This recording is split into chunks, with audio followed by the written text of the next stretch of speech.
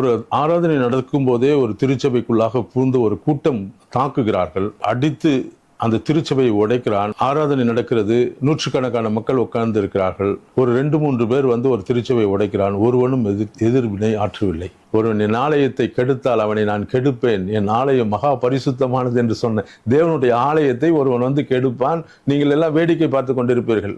இளைஞர்களுக்கு சொல்லுகிறேன், அப்படி எவனாவது உங்கள் திருச்சபைக்குள்ள வந்து அதை அடித்து விடு, இப்போ வெந்தவனால் நம்ம பார்த்துக்கலாம். நான் சொல்றேன், இங்க தமிழ்நாட்டில் இப்படி திருச்சபைக்குள்ள வந்தா திருப்பி அடிச்சிடுவேன். நான் சொல்றேன், நான் பயப்பட மாட்டேன். இனி இயேசு கையிலே சவுக்கு எடுக்க வேண்டிய நாட்கள் வந்துவிட்டது என்பதை திருச்சபை மக்களுக்கும் இதை பார்க்கிறவர்களும் விசுவாசிகளும் இளைஞர்கள் புரிந்து கொள்ள வேண்டும். ஒரு சகோதரன் நியாயஸ்தலத்திலே அநீதி நடக்கிறது என்பதை காட்டு அவன் ஒரு ஈட்டி எடுத்து உருவ குத்தினான் என்று எழுதப்பட்டிருக்கிறது. பக்தி வைராகியம் என்னை பட்சித்தது. அநீதியை கண்டு பொங்கி எழ வேண்டும், கிறிஸ்தவன் எதிர்வினை ஆற்ற வேண்டும் என்று விரும்புகிறவன் நான்.